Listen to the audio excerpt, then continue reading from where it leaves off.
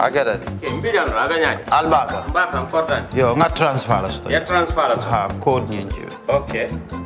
Nsila ID soto. Sa soto. Sorry. Agada. Mbijan bro. Albaka. Mbaka. Bara Allah service o tariya. Mbale ki janna nun kunu bara tariya. Jannom yona forest de bureau. Gambia tonkon na no mbali ya bere. Birim koyna fo kato. Bari si kodo kino kato ni fo bolong blabe. 56 branches mola soto Gambia jam. Ha? Gambia kono ani Gambia bantala bankol. Nko kodo kiya bere. Kodo sifa fo falindiro fo nyaadi lafta memmen na kodi topoto nin kodi maraw. Jannam number 1 di nyonta. Andum fana nata anoda enterprise sotale. Wolam nyindi ko domorol fana kol fana be firale le dadi ma ni domorol ni fana beteat. Gambia dawda yalo ngam fa kendol sotale je. Wo moy o diat ha. Apelenta baraka ba. Ni lafta nyelen kendol e bina. Yalo bu kanyi la ko la baraka ba. Yalo ndel chosano lo. Abaraka.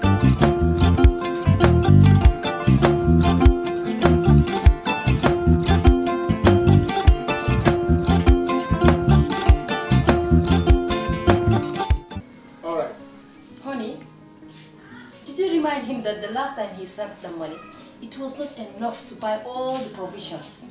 Oh, sorry, I forgot to tell him.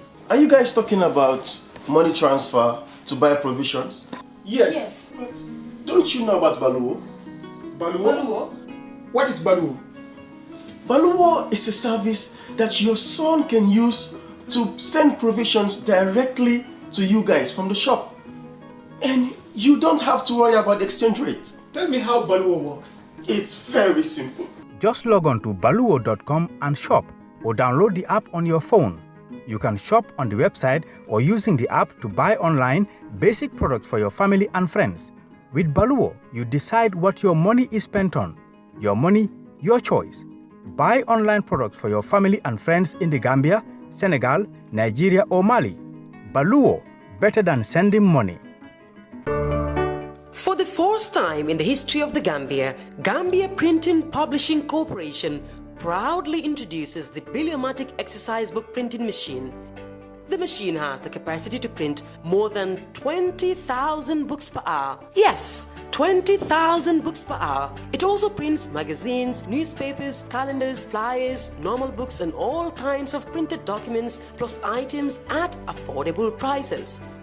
With the Biliomatic printing machine, GPPC can now render high-quality and non-size restricted printing service supply across the sub-region. Rush now and partner with GPPC for all your public and private printing service needs. Print with us today and you'd be offered highly professional, reliable and efficient service delivery by our team of experts.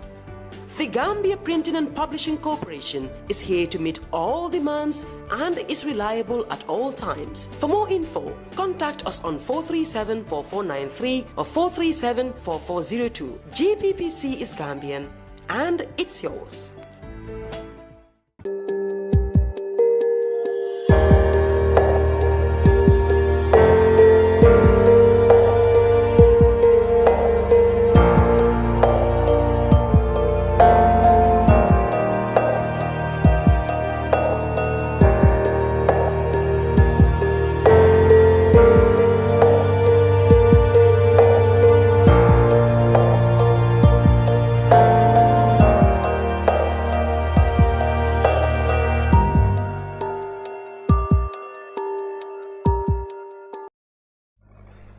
Hello and welcome to the brunch on Kerfatu Live. I am Lamincha. Now, this is always our weekly look at current affairs here in the Gambia and sometimes issues happening across the border. Now, this January, the Gambia will be marking the 200 years anniversary of the foundation of Georgetown or Janjambure. Historic town located in the CRR, in fact the capital of the CRR. The event will be held under the Ministry of Tourism and Culture, and already about 4 to 5 or at least 4 heads of states are confirmed to attend, 3 of them coming from abroad. But with me in the studio is Hassum Ceesay. Hassum is not only a member of the organizing committee, but he's also the director of the National Council for Arts and Culture, and he is an integral member of the organizing committee for Janjambure Bicentenary. We will take this hour or so to talk about the significance of these events and what is going to happen there, who are in attendance, in fact, what is meant by 200 years of Georgetown. Where did it all start, when, and who are the shakers and movers of this very important event? Hassum, welcome to the brunch for the very first time. Yes, Lamin, indeed. Thank you very much. You're an old friend since the days of the Observer. Daily Observer. I'm happy to be on your set here. Thank you for coming. And keep it up on the good job. Thank you. You're a versatile man of the media. Thank you. Keep it up. Thank you. Yes. So what are we talking about when we are talking about the bicentennial celebration of the place we now call Janjambure. Okay. Formerly Georgetown on Makati Island. So first I want to start with the nomenclature.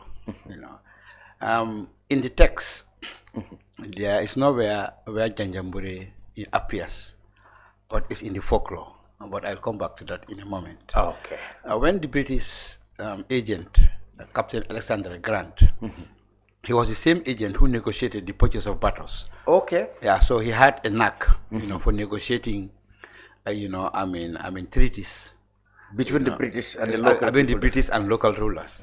Yeah. Like that was his specialty. But earlier in 1788, the British had wanted to purchase the island. Janjambure. Yes. Okay. From the then King of Nyani for use as a penal colony. I see. The British prisons were overflowing with inmates. Okay. And all these philosophers like John Hume, and the British press, were up against, the inhuman treatment of the prison population. Okay. So the idea was to find a remote island, Hash. Yeah.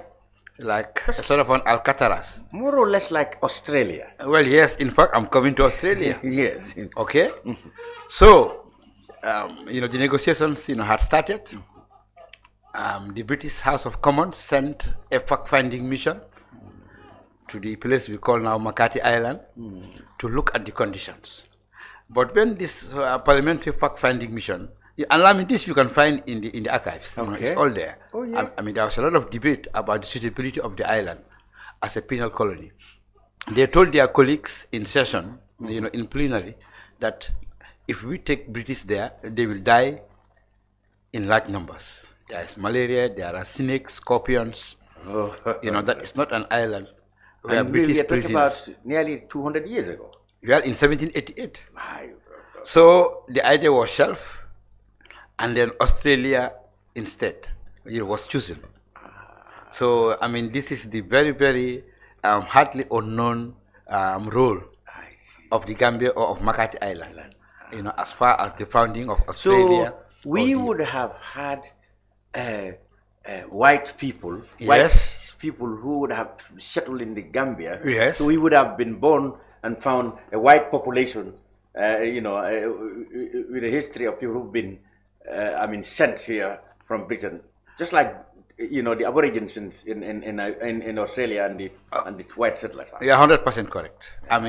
If the plan had not fell through, Makati Island, it would have been Australia. There would have been the indigenes, and there would have been like a settler, white population. And in the parliamentary, debate is in the archives. There were a lot of MPs who said, yes, let's take them there. Prisons are not meant to be holiday camps. They are meant to be punishment. Of course, this was the thought of the 18th century. But a lot of these, philosophers and the British press and some of the MPs were against it. Yeah, I thought it was too hostile. So, 1823, on the 23rd of April, 1823, the British agent, like dusted up this old agreement, which had not been signed, and this time brought it before the king, and it was agreed that the island will be purchased for $150. Okay, and then of course there was a small marabu karanta like a dara. Yes. On the island. Okay. Called Limania. Limania. Yeah. I mean the guy was sort of an exile, because the people of Nyani saw the island as like a jinx, place, with all the devils and the jinns. What things fall apart were called evil forest. Exactly, evil forest. I see. So if you gave them trouble, they send you to the island. So this Marabu man, they wanted to get rid of him. They asked him, okay, you go and settle in the island with your talibas, and do what you are doing. But apart from that, there was no permanent, population at the time of 1823. But also, just opposite Makati Island, if you stand on the balcony of the governor, the new residence of the governor, you will face directly a settlement called Jonka Kunda. Yes, yes. This was the slave supermarket. This was the slave Barakun. Okay. So, slaves did not come. The market was not a slave market, but just opposite it, there was a big slave market called Jonka Kunda. And still now the remnants are there. So sometimes the slaves, the daredevil slaves, will swim across the river and escape into the island. And nobody will go after them, because people feared the island. That was jinx. It was anybody who crossed there, like an evil forest. Yes, an evil forest. Yeah. So that is also a connection between Makati Island and the slave trade. So why did Captain Grant he purchased the island? One, he wanted a strong presence of British traders in the middle of the River Gambia. Because Batos had already been purchased in 1816. I see. But James Island had been destroyed because of the war with the French. Yeah. So the British wanted to pitch their tent somewhere else in the middle of the river, because there was intense, mercantile, rivalry between the French and the British. Number two, to offload the excess freed slave population in Freetown. Because, after the abolition of 1807, you had, thousands, if not tens of thousands of freed slaves. In Freetown. Who were brought to Freetown. Some were even, rescued from the slave ships by the Royal Navy. Now, Freetown became overcrowded. So the British wanted another place where some of these people can be relocated. Okay? So that is the second reason why Captain Grant was so eager. But did free slaves eventually turn up here? Well, they came. Okay. In fact, according to Mr. Nana Gray Johnson, the Curio historian, as early as 1824, the first shipment came to Makati. Okay, and it is clear that by 1832, we had 1,400 freed slaves on the island. By 1832. So as we speak, historically, Makati was like an Aku town. So is there any remnant of Aku presence in Georgetown? Well, as we speak, today, 30th of December, there's no Aku on the island. They have all left. But maybe you can ask me why before the end of the program. Yes, okay. Yes. All right. So, yes, go on. Very interesting. So, Grant eventually purchased it. Yeah, he purchased the island, for mercantile interests, and I really want to spend a minute more on that. Okay. Because, Makati has a mercantile ethos, trade, business, making deals, making money. That is what Makati is known for. Georgetown, that's what it's known for. You have all kinds of traders on this small island. The British traders came. They had to, accept the French traders, Morel Eprom, Morel Efres, Barthes, all these companies from Bordeaux. The Syrians, the people we now call Lebanese. Because by then, there was no Lebanon. It was all called Syria. Yes, Syria, The Akus, like the Fosters, the Carols, set up shop. even Jews from Portugal. Yeah. I mean, all of them competed in the trade on this island. So really, making money, cutting deals, selling, exchanging, are part of the Makati DNA, if you want. Unfortunately, we don't have much of that now. Well, unfortunately, there was a very, very drastic decline. Both in the Aku population and in the mercantile. Business is gone.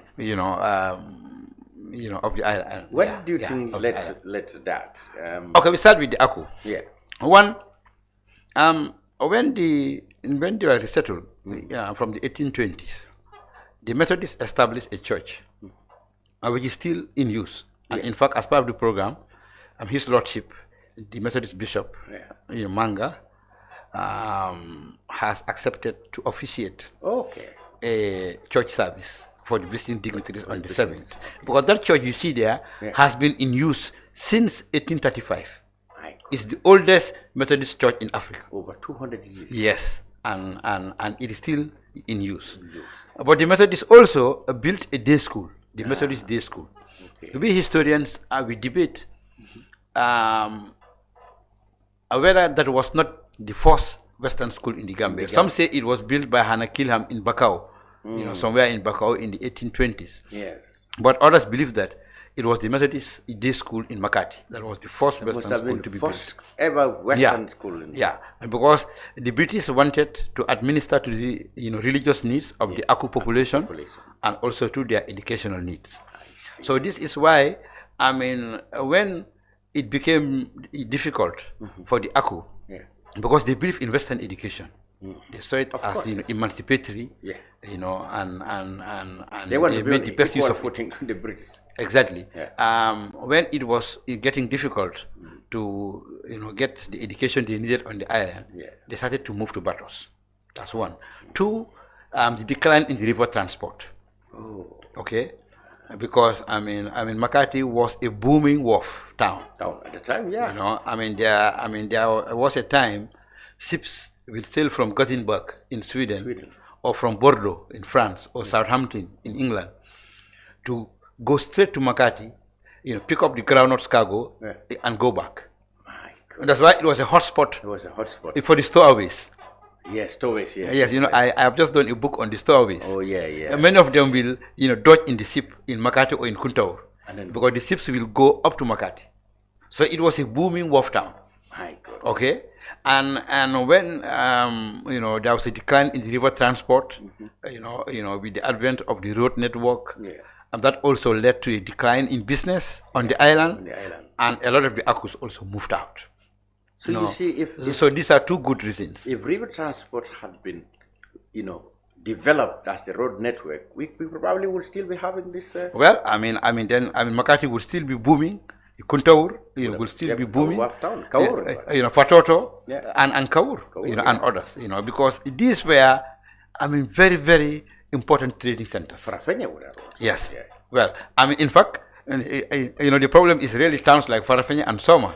They suck the oxygen out of these old trading towns. These tenders. Exactly. With the advent of the road network in the days after independence, because the PP government was keen to be seen to be doing something. And so they sort of concentrated on building roads.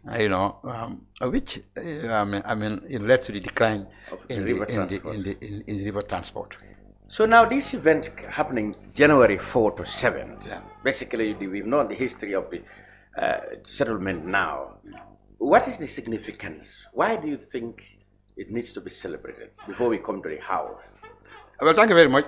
His Excellency the President came to support us, to raise funds at the breakfast dinner, at the breakfast, at the Bakadaji recently, and he said something very interesting about why we are celebrating. Every nation, there should come a time when you have to reflect and lean on your history. Yeah, indeed. You see, history, has that, power, to motivate and to inspire. Yes. People, into dutiful action towards nation building. Yes, He said that, and I fully agree. We have seen that in many countries. Yes, I mean, the mayor, people are driven just by the history of the nation. They're inspired and you know, they change them to patriots, so to speak. Yeah, because in 1816, we couldn't commemorate, the bicentenary of battles. It was just close to the impasse. There was too much politics, and we were distracted. Yeah.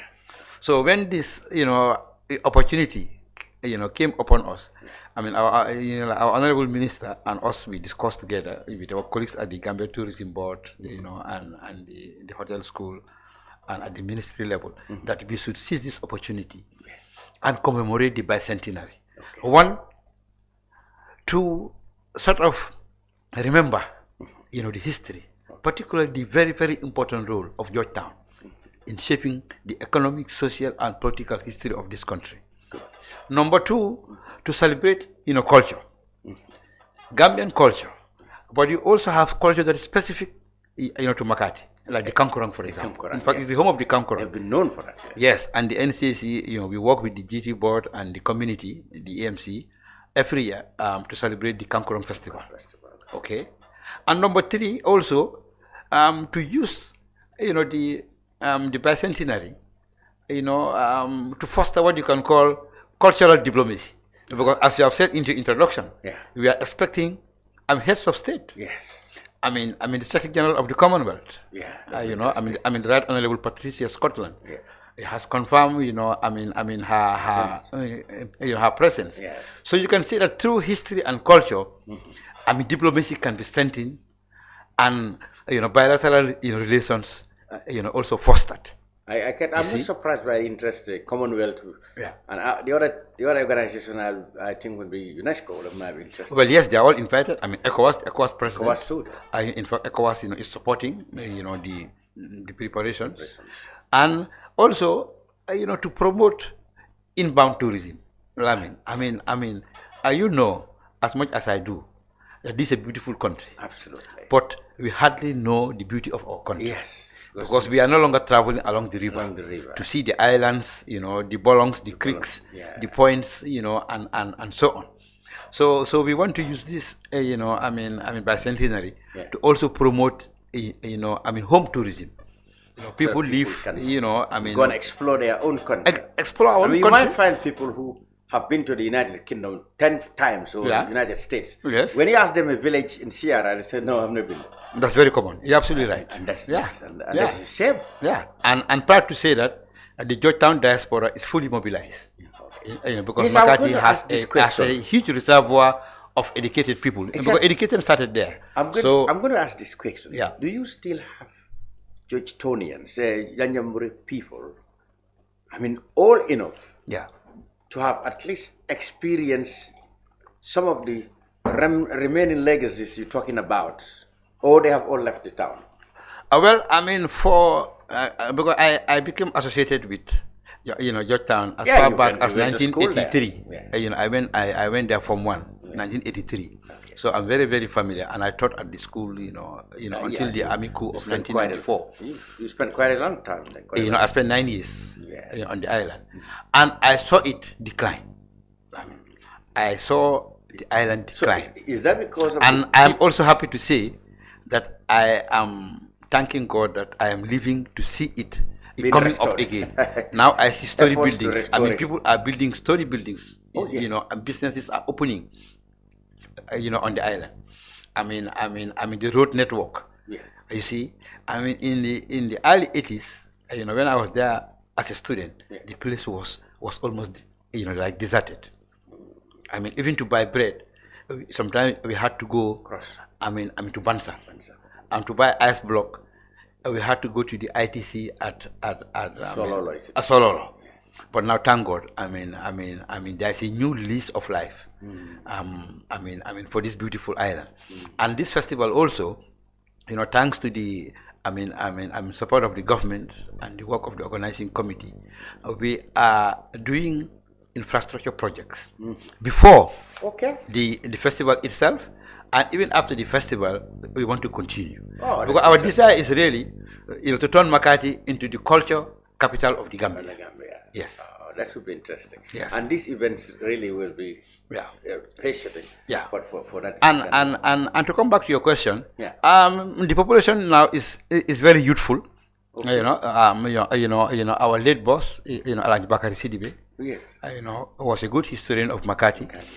He used to tell me all the connection between Makati and Musamolo. Yeah. I mean how cosmopolitan Makati used to be. And I mean, any day you go there, just tell me. I will direct you to the Colonial Cemetery outside the town. That will give you a fair indication of how cosmopolitan like Makati was. You see Jews buried there. Yeah. Syrians, Akos, like Mansuankas, Manjagos, Tubabs, and British colonial servants, all buried within the same acre. They can tell you that they French, French names. People, like Dubois, names like Arne, which are typical French names. Absolutely. Portuguese names. Like Carvalho. Yeah. All you can read all that on the gravestones. Yeah. So Mr. Sidibe, used to tell me stories about how cosmopolitan, how tolerant. Makati society was. Such that, through this, bicentenary commemoration, we also wish to, strengthen that tolerance, because that's what our country needs. Living together in harmony, in spite of, religious differences, political differences, and so on.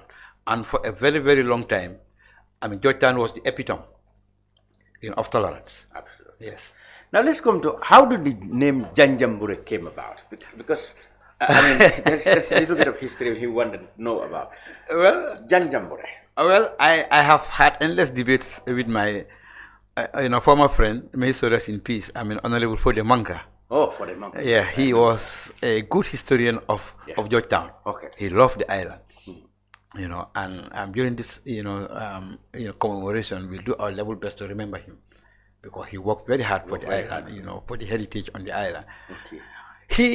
He had all these kind of stories, and even your good old friend, Keba Yoromane, Janjambure. Yes. He wanted He will say that there were two brothers, a Janjang and a Bure, who got rights, from the king of Kataba to be settled on the island during the dry season to do their fishing and their hunting. But like I said, it's in the folklore. So the oral tradition, mentions, Janjambure, the two brothers. Janjang and Bure. Yeah, and Bure. But like I said, the archival documentation is very thin on that. But whatever the case, the late Honorable Manka, and Keba Yoro worked very hard. Yeah. Until I think they were able to convince, Yaya Jammeh to change the name from Georgetown to Janjambure. And the Jao clan seems to be quite attached to that. Well, yes. That's yes. The Jawas are related to, the field of Musamoro and the Sidibes. In 1933, Makati had its first chief, Makang Sidibe. Now, maternally, the Sidibe are princes, because they were married to Musamoro, something like that. Musamoro married into them, and later they married into Musamoro, who was, of course, the great king of Fuladu, including Makati. Absolutely. Well, now, Musamoro had a lot of very, very dedicated and loyal, like bodyguard, like a Praetorian guard. I see. And the Jawas were part of that. And Musamolo gave them a lot of powers, such that even after the decline of Musamolo's kingdom in 1919, when the British arrested him, and exiled him to Freetown, the Jawas remain a very, very important clan. That's why now, as we speak, the chief is our good, friend and doctor. Bakari Jamjao, who replaced his father. But the chieftains in Makati, like I said, has a very, very, because it's about 90 years this year. You know, I mean, since 1933. And it's, I think one of the, thank God, is the most stable chieftaincy. So it doesn't change. In 90 years, they have had, 3 chiefs. Only? Oh, yes. So and the current chief is really, the doyen of the chiefs in the Gambia, because he's been there since 1994. So, in the Jawara era. It's very and I think that's a record and that Georgetown should be proud of. Absolutely. Only 3 chiefs in 90 years. Yes.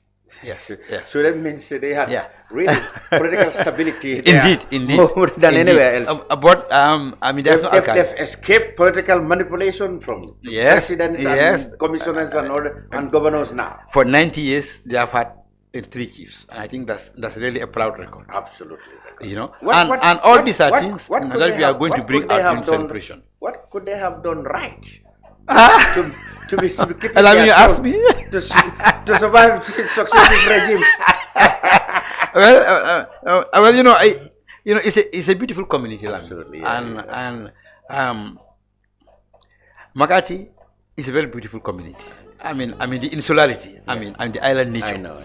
I know. So laid back. Typically, I think it would have been a place only for the rich people. Only for the rich. I keep on telling the honorable, MP, that this should be a place only for the rich people. Because it's such a nice beautiful place. And these are things that we want to bring out. For example, we are inviting, a lot of Gambian artists. Okay. Because there's going to be a musical jamboree. Yes. On the 7th, the church service. Yes.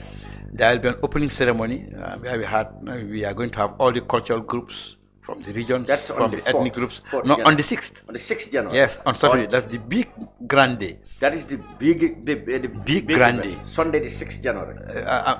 Saturday the 6th. Saturday the 6th. Sunday the 7th is the musical concert. That's next Saturday. Yes. Saturday week. Yes. And then the church service. Now on the 5th in the evening on Friday at the Amity School Hall, we are having a symposium. We have invited 4 professors. Balasaho from University of Oklahoma, Asansar from Ohio University. Okay. Pap Bassen from University of St. Anthony Job in Dakar, and Anna Gray Johnson, the curio historian. And they will be animating the symposium. On what? On slavery, homecoming, reparations. Because these are the hot topics of the moment. So that will be the intellectual arm, if you want. I hear there will be a trade exhibition too, or something. Yes, I was coming to that. And the symposium will take place at the Amity School Hall. And I want to use this opportunity to invite the ex-students of Amity. Yes, and there are many. Our proud school is hosting the symposium. So I want to invite all ex-students of Amity to come to attend the programs, including the symposium. Especially those in the country at the moment. Now there's a trade fair trade that our colleagues at GAIPA are coordinating. It's opening on the 4th. It's an international trade fair. Okay. Because like I said, we want to reflect, the ethos of Makati as a trade center. Okay. Because they know nothing but trade. Absolutely. In fact, it's only now. That they do other things. But before the decline in the trade, it was just one big warehouse. Nice. Makati was just one big warehouse. That's why the whole riverfront. Yes. If you look at it, you had only trading stations there. Yes, that's true. Going up to the church. I can observe. This was and even today, if you go, you see the remnants of the glorious, mercantile past of the island. So that we want to reflect in the trade fair opening on the 4th. Good. And what else will happen? There'll be so many side events. Like cultural groups, will be in the corners, and there'll be theater and drama. Trying to relive, the story of the slave, from capture, to the Middle Passage, to the plantation. Our actors and actresses are busy, rehearsing that. That will be a wonderful, moment for the visitors. Like we want to reflect every aspect of Gambian heritage and culture. So, are these the dignitaries will stay on the island throughout the 4 days, what is it? Well, yes, we are inviting people to come. Because I told you, we want people to visit. We want people to come. Okay. Because it's good for the economy. Yeah, internal tourism is good for the economy. Yes. And we and our colleagues at the tourism board, are doing a lot of effort, to encourage this, inbound tourism. So let people come. Stay on the island, outside the island. From Kudang to Bansang, to Kuntao to Wasu. There are accommodation facilities. Okay. I was going to ask that. Yes, people keep asking me, where are we going to stay? Where are we going to stay? Well, I said anywhere. Around the island. Well, yes, in the island and around the island. Koto. Yes. Yeah, in Bansang itself. Exactly, in Bansang itself also. Yes, and now I also wanted to remind you of the role of the island in Gambian political emancipation, independence. Because the People's Progressive Party, in fact, was formed in Makati. Because after the Birkama Mansabengo of 1958, when the protectorate chiefs, led by Mama Tamba, told the governor, Bin Harris, that we the rural people are tired of having, the urban, colony people, ruling us. Our children are educated. They also want to be ministers and MPs. Okay.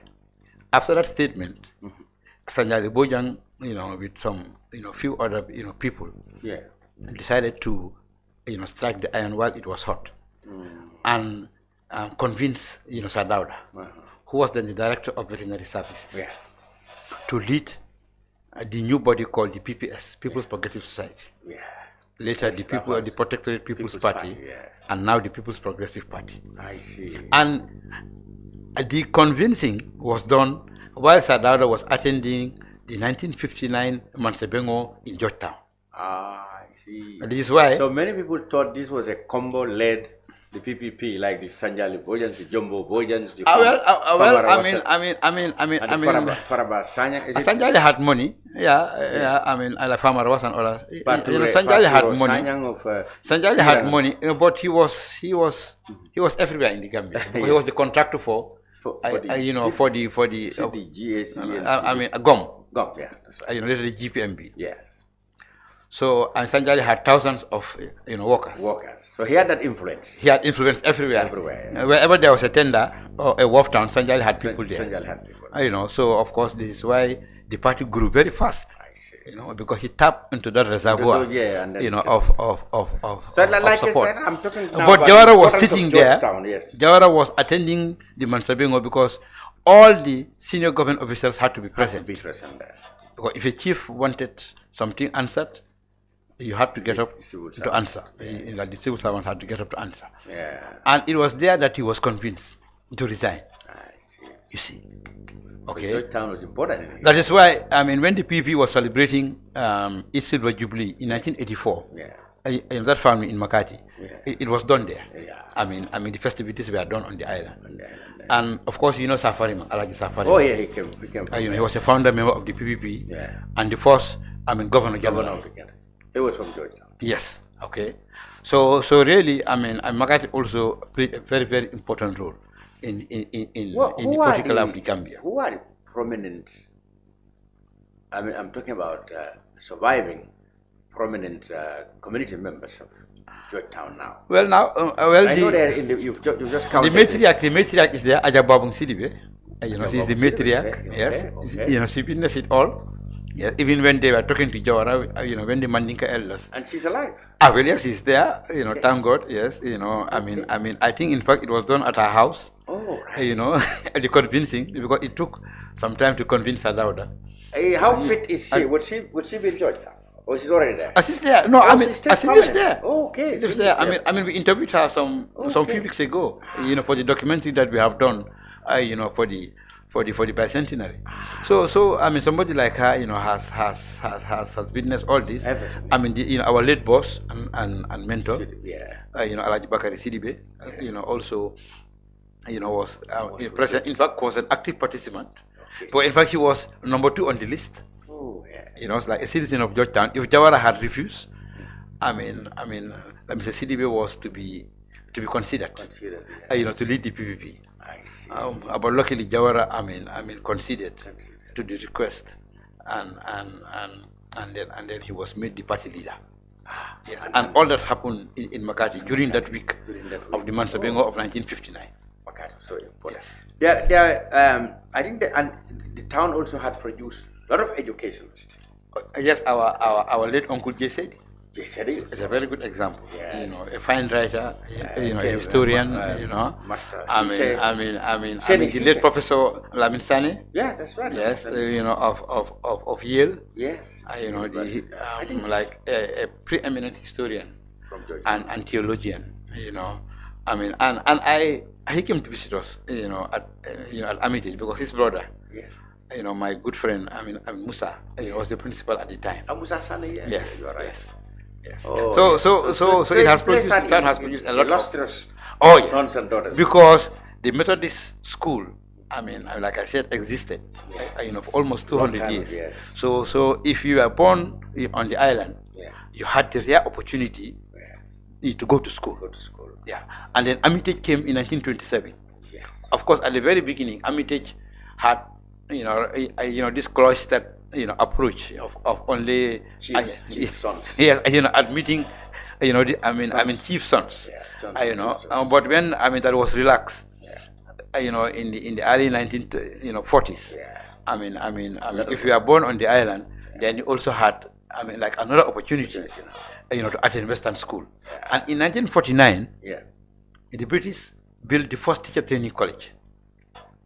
That's where people like Gaba Jahumpa, Omar Mbake, they were all trained there as qualified teachers. So that was not Yundum? No, it moved to Yundum in 1952. So it started in Georgia? Yes. So are really the first Gambians to be trained as qualified teachers in locally. Went to the Georgetown teacher training college. Yes. So it has the town has played a very, very important role in educational attainment in the Gambia. You mentioned, yes, we agree that this event is really going to help in the process of, so to speak, restoring some of the town's glorious past. Yeah. But apart from that, outside the festival, what do you think your department, the ministry, and the government at large should do to ensure that those kind of towns who had that unique history actually are put back? Very good. On some sort of recovery, at least. A very good question. Yeah. The first thing that we are doing is to inventory the heritage on these historic towns.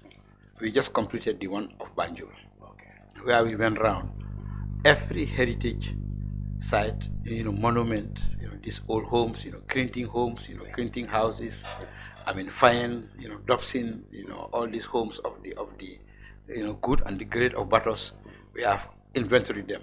The quadrangle, Makati Square, the Arch, the military hospital opposite State House, where UNDP was. Okay. All of them have been inventoried, meaning we've gone there, assessed the state of conservation.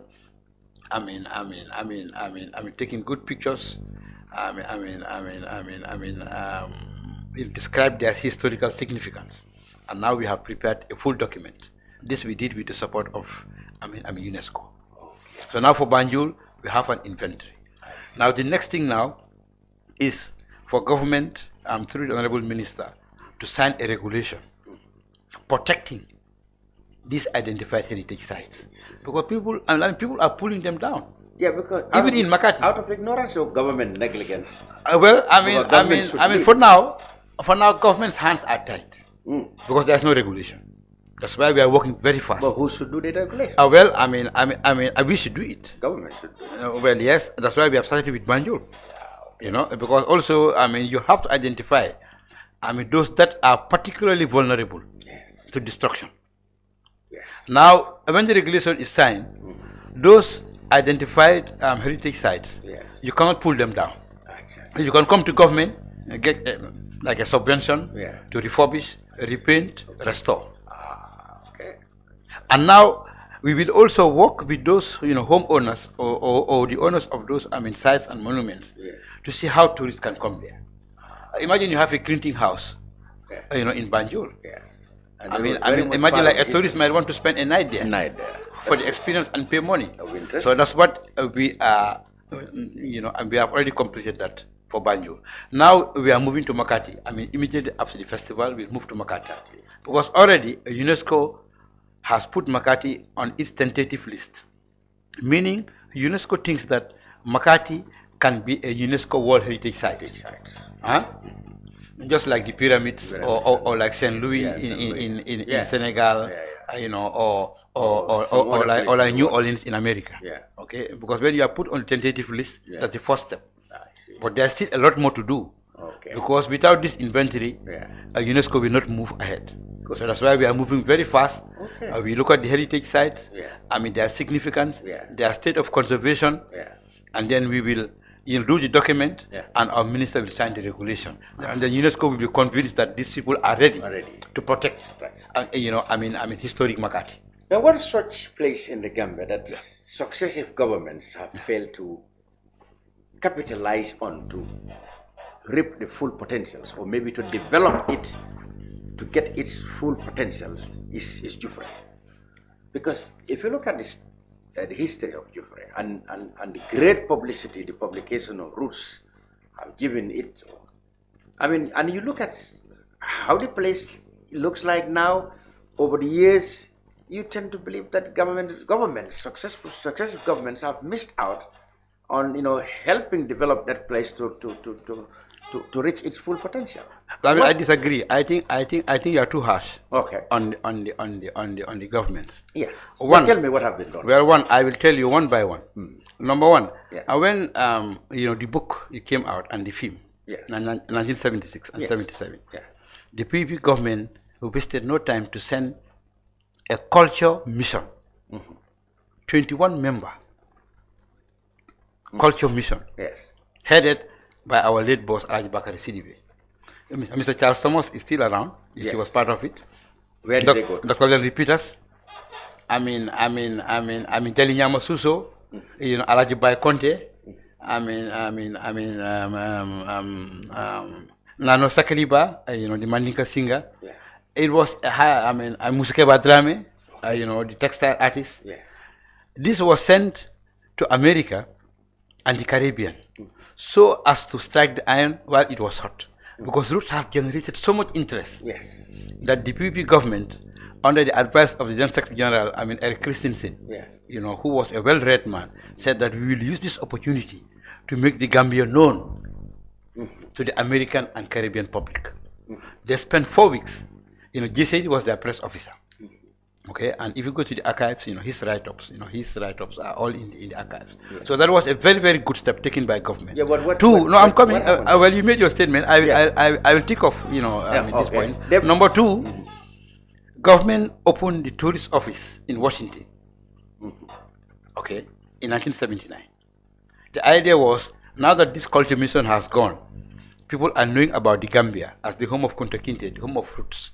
Let us send a tourism officer to be based at the Gambia mission, so as to, sort of be like a clearing house for American and Caribbean, who want to visit the Gambia. And Mr. Bajfai, who is, chairman of the Gambia Tourism Board now, was the first, person to man that post.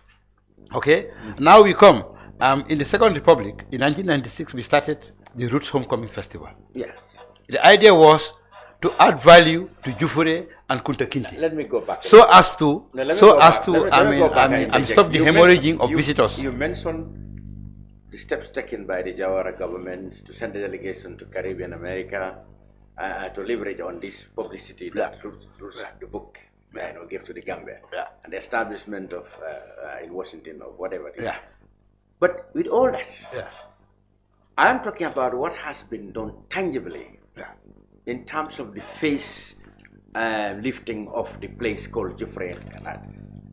You got all these things, you read it in the books, you watch the film. When you go to Jufre, you see nothing but an eyesore. The government that PPP government had failed to develop infrastructure in the area. I mean, the access road is just been built now, the Hakaland Road. So if you go there, if you ever get there, because it was impossible to get there in the summer, for example, if you ever get there, you found what you see of an eyesore. The Second Republic was even worse. I think they bastardized the whole idea and took the Roots Homecoming Festival to Kanilai. Well, you know, I want to comment on that. So I want to comment on that. I want to comment. I mean, not only did we institute the Roots Festival, which we celebrated for 12 editions, but we also made sure. But where was the Roots Festival being held? Well, I mean, in the later years, a lot of it had been, redirected to Kanilai. But that's where the problem is. It is different. This is not history yet. We agree. I was telling you that this current affairs, where governments have failed. I am also coming to tell you. Okay. The good efforts that successive governments have done. We worked very hard at the NCAC, my former boss, Baba, to have the island and related sites inscribed on the UNESCO World Heritage List. Well, if only you knew what it meant to have a site on the UNESCO World Heritage List. I know it's great. You are going to clap for us. I know it's great. Good. And then, not only that, we work with the Gambia Tourism Board. We have established an information center. We've trained the guides so as to tell the true story of Kunta Kinte, the island, Fort Bullen, and how they are linked. Now, as we speak, we got, the ministry got like a grant from the World Bank. And part of that grant is meant for the restoration of the island. And so by the third quarter of the coming year, the civil works will start to reclaim, restore the island. Because the island is in serious trouble because of the erosion. This is, rise in sea level and so on. If we are slow a bit, we lose the island. So this is why this World Bank project, was negotiated, by the Gambia government, and the project office, has been established. And as we speak, there are two companies that have applied, to do the feasibility study, and then we proceed to the real, civil works. And not only the island, but the two jetties. Because as you know now, there's no jetty at Dufure, it's all collapsed. Hi, God. Okay? So visitors... This is exactly my point. What I want to help you with is, you raise the problems, and then I tell you the solutions that we are taking. Yeah. Okay? And in addition to, restoring the island, we will also build the jetty at Albreda, and the one on the island, so that boats can dock comfortably and safely. So we hope that in the months coming in 2024, the company that wins the contract will start work. So really the good faith is there, Lami. Yeah. But it can never be enough, and that we have to accept. Because every these heritage sites, culture, they are so dynamic. Every day you wake up, there's something to fix. But I must tell you that the good faith and the good intention to do the right thing is there. And I think we must really appreciative of the current government building the road, at least very the good road that's going there. Yeah. That's fundamental, that's key, because in the first place you can never even to get there is the problem. Yeah. And part of some other intervention coming. We debated this at the beginning. How can we use the river to reach the island? Well, we want to encourage people to use the river from Denton Bridge or from Lamin, or from Bintang, or from somewhere in Fonyi, or to reach James Island, because the island was built. When it was being built, it was meant to be reached by river. Yeah, exactly. So we are also encouraging that, and I think there are like some interventions coming through the Millennium Challenge, to revitalize the river transport. So you can hop onto a safe boat or catamaran, go to the island, visit it, visit Jufure, go back to the boat. Of course, you can also do it, with the new road being built. So we are very positive. I think the outlook, I'm seeing the glass as half full. Yes. Interesting. Yes. Up then in the hinterland, there is stone circles. Yes. What's your ministry doing about it? Well, yes. I'm also we inscribed them in 2006 on the UNESCO World Heritage List, and what we have done in the past 2 years was to rehabilitate both the site at Kerbach in Nyanija. In fact, I should have been there this afternoon, well, yes. but I really had to, come to do this, Yeah. Which is equally important. Absolutely. And And the site was. Well, you have to know that we have close to 700 stone circle sites in the Gambia. interesting. No, because it was a civilization. It was a whole civilization along the North Bank. Yeah. Oh yeah. You see, from the Badibus, to the Woolies, you have stone circle sites everywhere. But what we did, Why was the Wasu one most particularly? well, Sadauda had the late Imam Alaji Kemurin Jeche of Kuntaur was a good friend of Sadauda in the early 60s. So in 1964, the Duke, the late Duke of Edinburgh, I gave Sadauda Prince Philip. Prince Philip met Sadauda, and Sadauda told him that this was in October 64, just after the Marlborough House talks.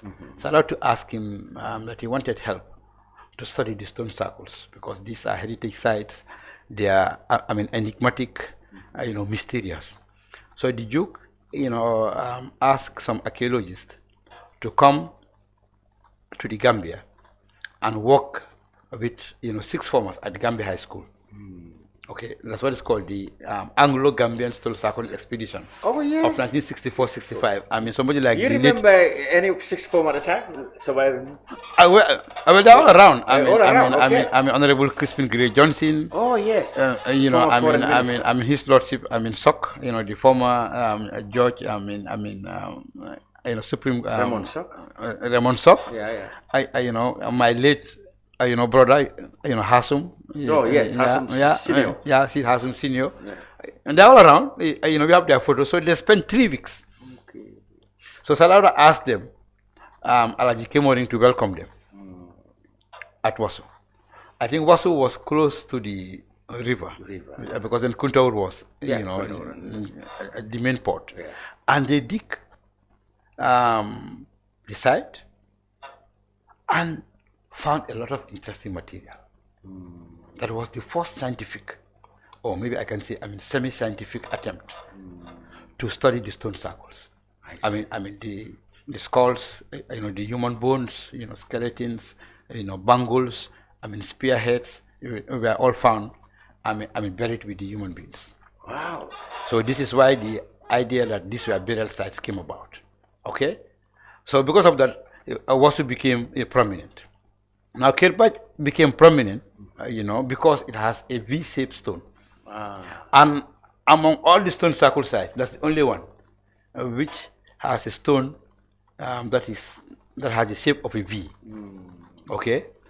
And also, we at the NCAC, we said, since we cannot really pay attention to all the 700 sites from Banjul, we will select these 2 sites, improve them, put a site museum, put tour guides there, like water facilities there, and then the rest we encourage, communities, the VDCs, now and then we call them, they do some, grass cutting and so on.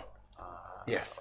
Okay. And I know the next one you are going to ask is the Mongo Park obelisk, in Karantaba. Yes. That is a symbol of the role of this small country in the age of exploration, which few historians care to know about. Yeah. Gambia, the river, was really a pivotal. He played a pivotal role in the age of exploration. From Gadamosto. Yes. In the 1450s. Yeah. To Richard Jobson. In the 1650s. To Major Houghton. In the 1750s. To Mongo Park. All of them started their journeys of exploration, from the River Gambia. So, the one at Karantaba was erected in 1944 because that was where Mongo Park, started his second and ill-fated journey in search of the source of the river Niger. Some people think that he was buried there, but no. That's what. Mongo Park was not buried there.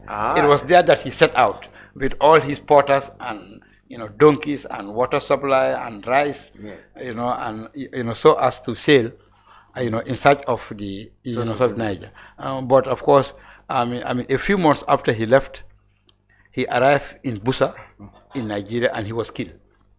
Yeah. Okay. So what we are doing as we speak is that government has given us money to rehabilitate the site. Okay. We are doing a perimeter fence, some visitor conveniences, and a museum. But I think you first have to sensitize people that he didn't actually die there. That is the first thing you need to tell. Well, I'm using this powerful program to tell people that the obelisk marks the spot where he set out. Yeah, I see. And not where he died. Yeah, no. In fact, those the tribesmen who killed him, they ate him up. Oh. Yeah. So Mongo Park has no burial. They ate him up. Yes. They killed the European and ate him up. So he has no burial. And as we speak, there is a prize-winning Nigerian writer, Professor Helen Habida, who is working with us on doing the Mongo Park story. And we are insisting, we are working with him to magnify the role of the Gambia in the Mongo Park story. Oh. And I'm sure when that place is ready, all these stories from Scotland, we like to come and see it. Absolutely. But there also, it was meant to be reached from the river, because people always complain to me, Hassum, to reach Mongo Park, there's no road. There's no road. There cannot be a road, Lami. It was meant to be reached from the river. It was meant to be reached from the river. For now, you have to do the bush walk. Of 2 kilometers through the bush, to reach there. Yeah. Yes. The most convenient one is by river. Yes. By river. Yes. What about, I'm talking about gruesome violence. There was one in Sankandi and Jataba in 1900. Before the Kaba incident? Yes. And the Sankandi battling. Sankandi, yes. Well, yes. Is that also prominent in your... Well, yes. In fact, those who died, the Tubabs and the Gambian soldiers who died, who were killed by the Sankandi people, are buried in the Anglican church, just next to our office. So in the garden, there's a nice garden, at the Anglican Cathedral. That's why they were buried. It's only recently that I had Gambian police were also among them. Well, yes. You had traveling commissioner Sidwell. Sidwell, yes. Okay. Well, what happened? The British had conquered almost the entire country except Ikian and Foni, which were under the sway of Fodekaba. Fodekaba refused to give up.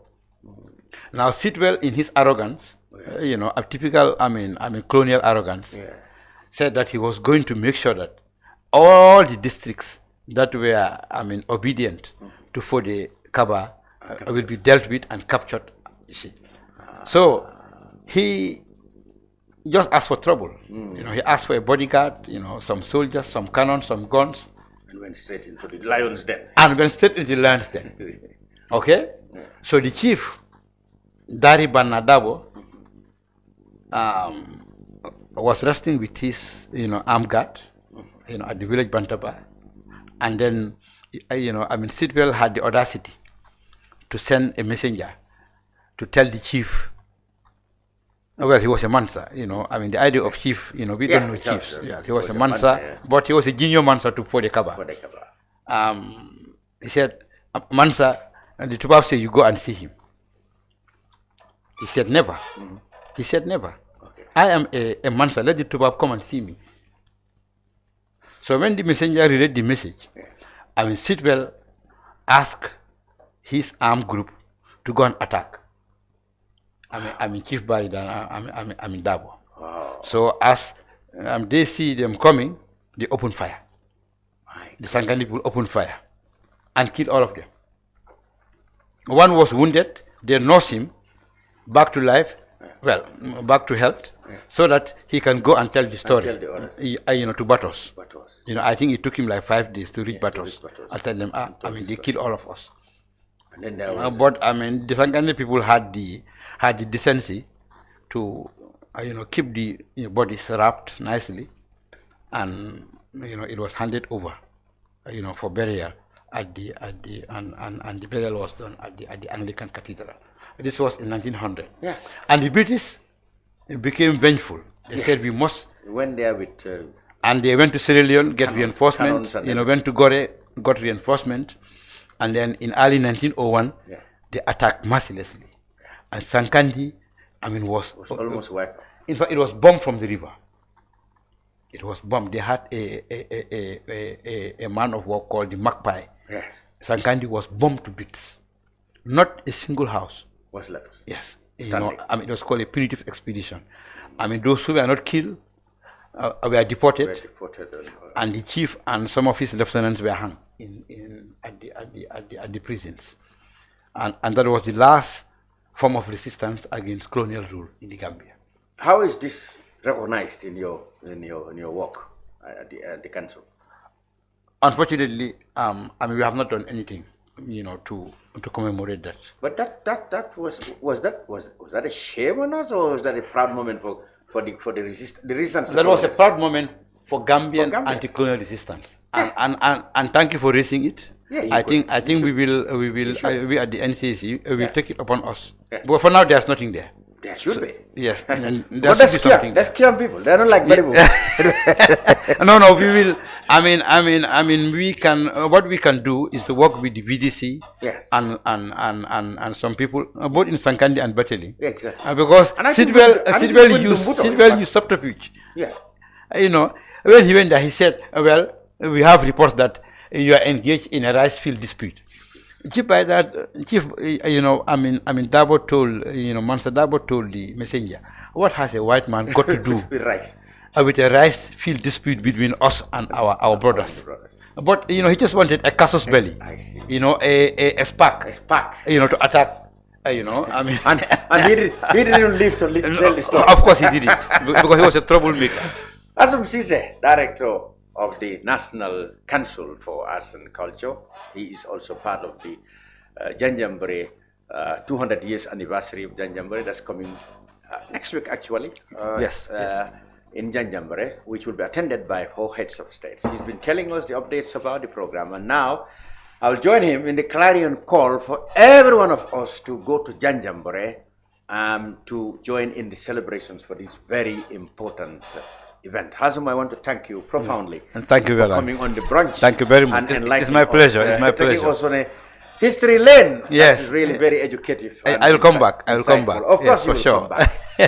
When we come back, we will talk about football, because the Gambia, Hassum, of course. Yes, Afcon. In the next 2 weeks, Afcon. we will be. We are all engaged, and we are all praying and doing our level best. Yes. That the boys will do even better. Yeah. And that will mean semi-finals, because they were in the quarterfinals last time.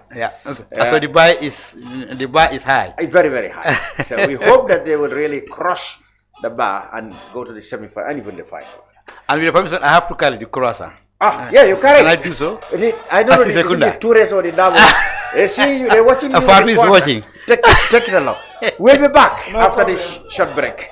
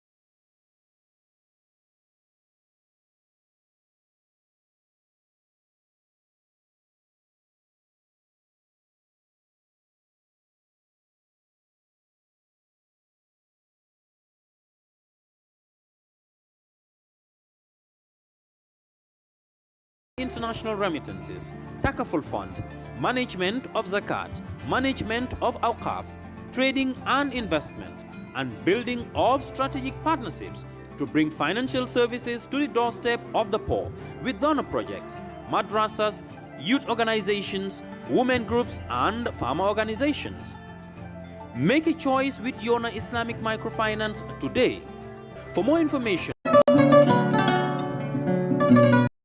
Welcome back to the brunch. After that journey into history, we will now go into the present realities, and that's one of them is the Africa Cup of Nations coming very soon in the Ivory Coast, where the Gambia will appear for the second time. The Gambia is in Group C with Senegal, Cameroon, and the Republic of Guinea.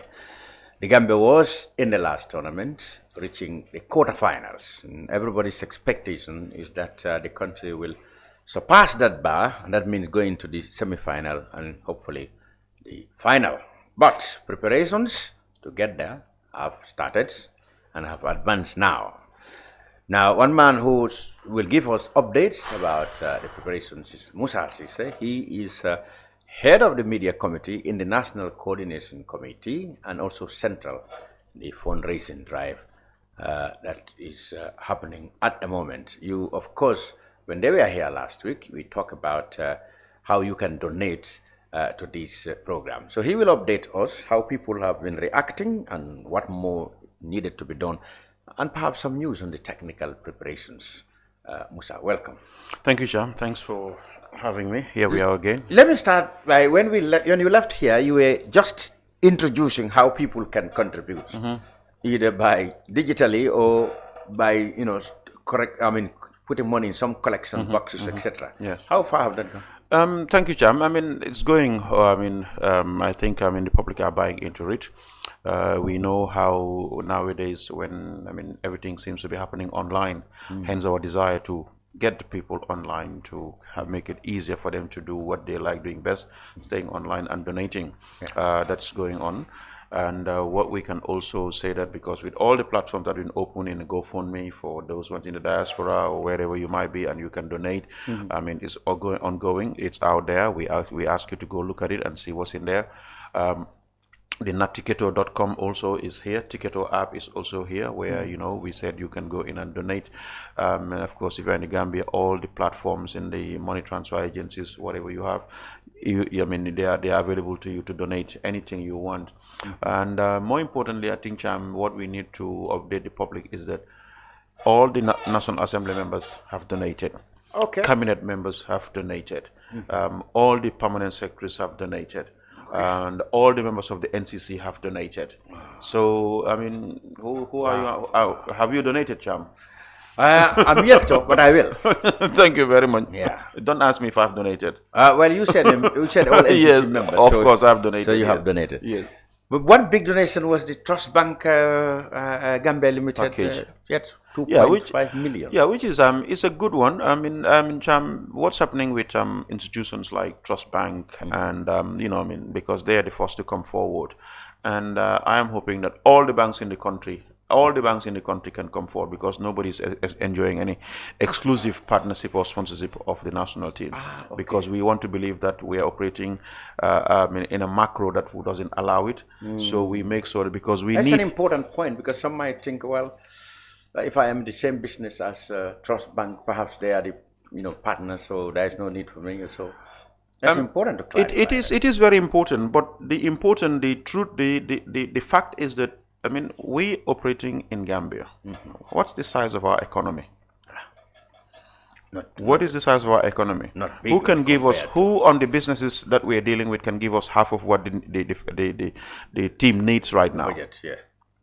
That will be 150 million. And counting. Yeah. Who can give us that amount? Who is willing to give us half of it, or 50? Or let's say 45 or 40% of what we need.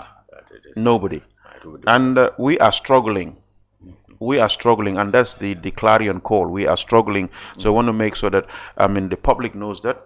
That is why we're asking everybody, because the cake is too big. We believe everybody can enjoy, and businesses can also flourish. We want to see them identify themselves with the national team, sell their goods and properties and their services. Let's promote what we have as the Gambia national team. All these businesses in the Gambia can benefit. Just like Trust Bank did, others can, because everyone has been written to. We are going out after the festive period to reach out to everybody, every business in this country. We are coming to you. Tell us what you can. We can tell you what we can also give you in return. And there is no amount that is too small for us, Cham. Good. So far, how about the preparations in terms of,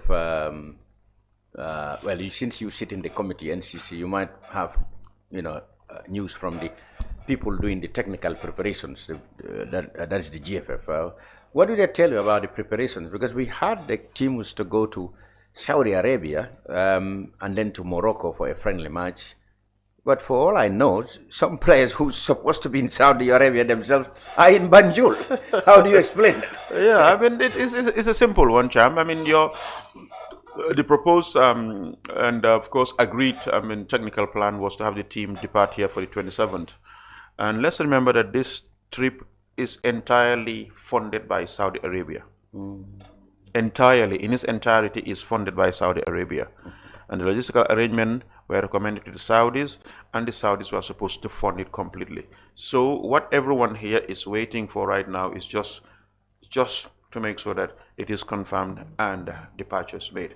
But I can equally confirm to you right now that even though I was aware that tickets have been issued for Friday, were issued yesterday Friday, for some, because which I can confirm, to leave. But right now, what the most recent of information I have is that the team would leave Monday. Everything has been sorted out. Of course, most of the players are here on holidays. That's what I heard. Even those in Saudi Arabia. But that's the most interesting. No, those in Saudi Arabia. Sitting there. Those in Saudi Arabia. No, I understand. Those in Saudi Arabia are in Saudi Arabia. Oh, they haven't come on holiday. No. They are others around there. Yes, because you have others who. Yes, they're playing their league. Okay. So Hassan Musa has a game today against Sadio Mane, which is a big game. Today, Monday, the information is that everybody would leave. Those who are at their bases and those who have come on holiday will all be gone. Yeah, for some of those people who are on holidays and couldn't be here, who in their bases have just taken a short break, waiting for the confirmation of their flights to Saudi Arabia. I know Captain Omar Koli is now in Dubai, preparing to go to Saudi Arabia. So this is the scenario. We have most of them here. We saw some of them trying to keep themselves fit by training, which is very good. Until the camp proper starts, I think they will continue doing those kind of things, and keeping themselves fit, of course, enjoying the festive period before they are all whisked over to Saudi Arabia for the training camp. And then Morocco, they playing the national team, the Atlas Lions. Yeah, the Atlas Lions, there are still certain things to be clarified with going to Morocco and playing this game and then flying back. Because, what is happening is that from Morocco, they are supposed to be jumping on a schedule or commercial flight. Yes. And that, because people tend to book their flights early and avoid all these things, and that's not happening to us. So there is a little bit of clarity that needs to be done in terms of their return. Be able Fit. To be on Thank you one very place. much. Yeah. And then be in Banjul in time. But the work is that requires an early book. Thank you so much. So work is in progress surrounding the team's arrival, and which is also going to affect our preparation here. Everything that we need to do in terms of the fundraising events, the handing over of the battle flag, because we have development surrounding that event at State House, because the president is not going to be here for that. So, but there are other arrangements. So that's what it is right now. But the team definitely would leave on Monday. When they are going to come back through Morocco or another route, we have to confirm that eventually, and confirm that, and that would even affect, if everything comes out right, what we intend to do here when they're here. But your committee, you have another active subcommittee called logistics. And when you say logistics, things like this, there are many more things. This is the logistics business. Yes. How have I understand? Some people among your committee might have already been to Ivory Coast trying to put things together. Yes. The advance party was there to really clear identify the hotels where the press, the media, and everybody is going to be. and of course the internal transportations, everything, really just to make sure that everything is in place for the entire Gambian delegation, not just the team, because the team is the CAF's business. The CAF has to identify their hotels, but besides that also, the logistics committee are responsible for the transportation from Banjul on a chartered flight to Ivory Coast, and the timing, that is the schedule, the team and some officials, and then the fans and the rest of the entire Gambian delegation would follow suit on the 13th. But what's confirmed is that the team are going to leave here on the 10th. But even on the flight, on which flight we are going to use yet first, initially we are reporting on Air Cote d'Ivoire, we have agreed with. Okay. Contract is signed, well sorted out, just to make sure that an advance payment is made. But there has been so many requests for support on different quotas that are coming in bits and pieces. So this is also going to help logistics committee and the NCC's entire preparation in saving funds from left to right and those kind of things. Perhaps we might even have a free, or somebody would just ask for a quote or an invoice for whatever airline you want to use, and they will pay it for us. All these are things that are happening, but these things take time, and patience here is people are getting impatient. So the last time you were very much part of the NCC, what we understood from the people there was that they did not cater actually for the eventual qualification of the team to the second round and the quarterfinals. That came as a surprise. They were only this time we were told that the estimate covered whatever eventuality that will come. So it's a matter of raising the fund to that tune. Yes. But as I said, it's a work in progress, because it's a progressive stage. Now, as you rightly mentioned, that of course it was our maiden appearance. We were not sure whether we are going to really be men, because we were boys. But we became men within a period, and I realized that wow, what's this? Yes, the budgeting wasn't just for the first phase. We went past that. There has to be, subtle back and forth, looking for the, what's going to keep us in the last 16, last 8, and all those things. Because all those are budgets that you have to pay for the players and then all these things. So, that a lesson we've learned from. Hence the reason why the budget, when it was announced, I want to say, whoa, what's this amount of money? 388 million. And that is going to go until the day the Gambia lifts the trophy. So if I pray and hope that we lift the trophy. Absolutely. That will be. So nobody's going to talk about that 388 million. No. Because you're going to get that money back. Yes, definitely. And in double folds. In many ways. In many ways. So the optimism, that is what I want to harp on in here for me. I need people to be positive in encouraging and supporting what belongs to us. All of us, you and me and everybody. Because, we have to understand football holistically. We have to look at it. What are the economic benefits of going this far in this tournament? Whether we like it or not, Cameroon has been a revelation for Gambia. We have never had our football that good. When has the Gambia been nominated in anything in this world? Last 3. How can that's just one thing. 5 nominations you had by people who knows better than you and I. So we are we are among the 3 best teams in the continent. And that's no fluke. So we need to celebrate that, even if that's all we can have. We need to. That's right. So hopefully this is that's as you mentioned, the budget this time is all the way. And we have phases. The first round, all calculated. Last 16 calculated. Last 8 calculated. Semis calculated. Finals. Good. Technically, the coach said, initially provisionally called, was it 41 or 40? I think 42 or 43 players. Players. And we understand he's going to trim this time. He's going to announce his final squad in Banjul. Yes, when he's here. When he is here. And of course, we are not technicians, but then we have had, it has started. People who you and I think should be in, should be out. You think do you expect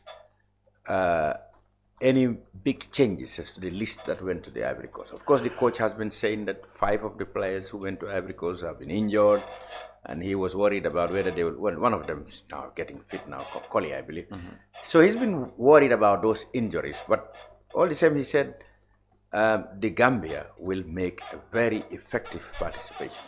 He never shy of the fact that the big men in the the big teams in the group could really pose problems. Senegal, he said, would be more under pressure because they are the champions. Cameroon, they have a history. Even Guinea, to some extent, have players in better leagues than ours. So he thinks that those three teams would be under pressure than the Gambia. But all the same, he said he wants to be a giant killer. And I think that's what the coach has been all about of late. And I mean, he's so bullish. Sometimes you sound reconciliatory. You know, he will accept certain things, but he's a bullish when it comes to some of these things. Because remember, all coaches are somehow a little bit psychologically minded when it comes to how you outplay or outsmart your opponent or how you talk about the other team. You don't come out and then rubbish. I've seen no coach rubbishing any other team out of respect. You really want to give it where it's due, and it's only probably fans who tend to speak out of context, but those are fans. You can accept those things. But the coach, I believe he has a difficult job. And let me say this, the coach doesn't even have a difficult job. We have coaches who have more difficult jobs than he. We have a bigger population, a large pool of players to select in compared to us. You know, I mean, all these people have their views on the team. So we are just a fraction of those countries. But because I think we are so, concerned, we tend to amplify, our voice tend to be amplified, because we are this much close. If we were so dispersed, we have a large country and the population is the same. And of course, our little media was not also as enthusiastic as it used to be. Then we would not even feel some of these things. The coach will do his best, selected the best people he believes are going to do him a job, and then the result that he wants can get from them. And the job doesn't go beyond that. Any coach going to the Afcon in any country would select the players that he thinks, believes, trusts are going to do and deliver for him. Because remember, his head is a chopping board. None of these players are going to be sacked. But he's the one who's going to be sacked. So I want to respect the coach's decisions. Yes, I might have a favorite player. And that's what most of us in these platforms tend to do, or critics or supporters. We just put in a voice for those players. Yeah, but sometimes they put sense, or they can't see sense in this coach selection, given that a player who is in top form playing and doing good things, if that one failed to get selected, then there are bound to be valid questions as to what his modus operandi may be in selecting his squad. When you leave, when he oversight, or rather overlooked a player that is in his top form, that's where problems, such suggestions and speculations come up. Well said. Of course, I'm not going to select a player for the coach. I cannot, and I will not. I might have my opinion, but it's mine, and I'll stick to me. But whatever the case may be, I'll have to go by his selection of players, because there's a classic case here right now for Ivory Coast and Wilfred Zaha. Top class. Everybody knows him. In Galatasaray, doing very well every now and then. And here he is, dropped. Not going. And I don't know what the media is saying about it in Ivory Coast. But we saw that even Drogba saying that he thinks Zaha should be in the team. But it's not his call. Absolutely. It's not his call. You think if Zaha was playing for Gambia, we would not have selected him? No. There you go. They would have. But these are things I believe the coach has to deal with. People would have their opinions. If you were given the chance to manage the coach, your selection and my selection would be very 10 million years apart. But these are jobs. The way you do your job and the way I do my job are different. And finally, he had to, dispel of late rumors that he might be linked to a job in Nigeria and other places. He's spoken out that the interview that he had about Nigeria was an old one, and that he's focusing on this journey he has to embark on in the Ivory Coast. How has that assurance dosed the speculations? Cham, I fully understand what he's saying, and this is a coach. He's not going to stay here forever. He's eventually going to leave, or he's going to be sacked. It's either or. Well, probably he shouldn't talk about it now. That's what I'm coming to. Is it right to even talk about a coach who is preparing for an Afcon? One of the, if not the biggest tournament for him, because he wants to go on and even do much better. And about his possible move to another country, a bigger country, probably with a bigger budget. That's a fact. We need to talk about these things. He has to earn his livings. Absolutely. And he wants the best. You think coach would not want to go to Saudi Arabia and earn one of the big clubs to earn a better living? Of course, he's human. Because the day he's sacked, we don't want to talk about how good he has been with us. We just want to talk about why you were sacked, because you were bad. So for me, I really don't want to see anything like a distraction, because the distraction. Because if you ask any coach right now, if a bigger country, if you are associated, identified with a bigger country with a bigger budget, of course you will dream. It becomes a dream. They will love it. Eventually, I would love it. Yeah, and if that's the case with the coach, he is within his right, and absolutely I support him to say that, yes, why not? It's a dream. It would be a dream. And it doesn't go beyond that. But what's important, he has a job right now, which he's concentrating on. And I believe for some of us, let's just encourage, support him until that day comes when he says, you know what, I'm sorry, thank you very much. Or we say, sorry, that's the end of the line for you. But as far as he's concerned right now, I think he's a very good coach for Gambia. He brought us what we never had, never since the beginning of football in this country. So let's celebrate him.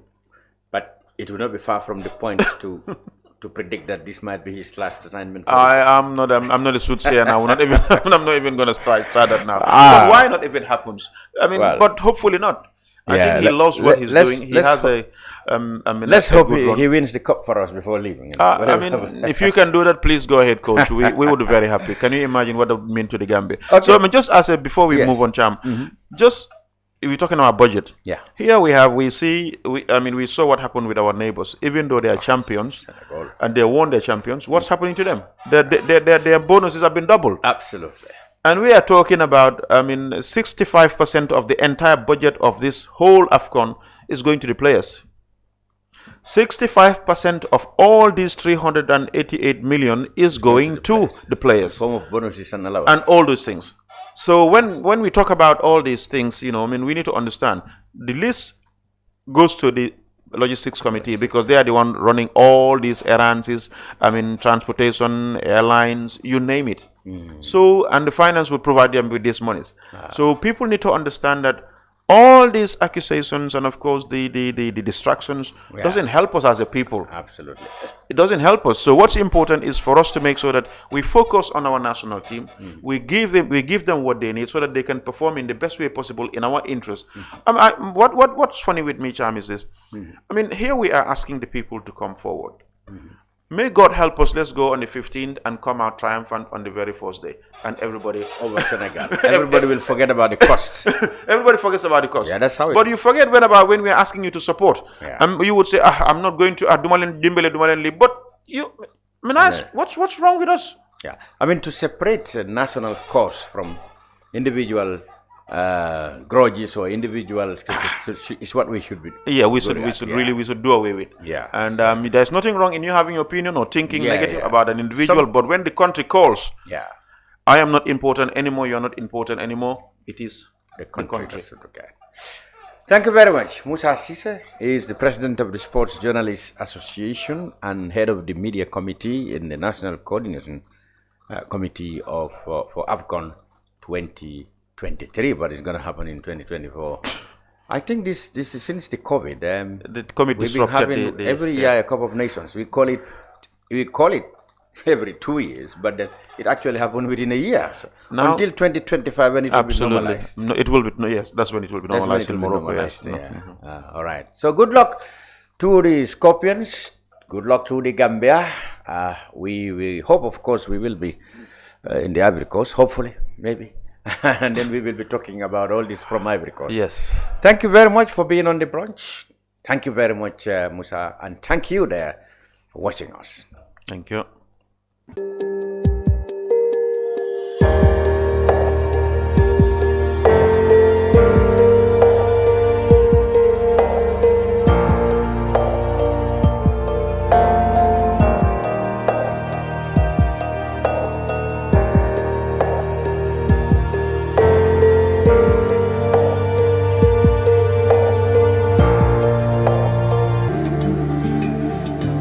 Islamic microfinance is becoming an increasingly popular mechanism for poverty alleviation, especially for developing countries around the world. This microfinance service adheres to the principles of Islam as a form of social responsibility. Yona Islamic Microfinance is the Islamic microfinance of choice in the Gambia, trustworthy and reliable. At Yona Islamic Microfinance, we provide savings products, current accounts, financing products in conformity with Islam. In addition, Yona Islamic Microfinance also offers local and international remittances, takaful fund, management of zakat, management of awqaf, trading and investment, and building of strategic partnerships to bring financial services to the doorstep of the poor with donor projects, madrasas, youth organizations, women groups, and farmer organizations. Make a choice with Yona Islamic Microfinance today. For more information on Yona Islamic Microfinance, call 377-2151 or 9832-151 or visit Yona head office at Tipa Garage, Bakote, or visit any Yona branch located countrywide near you.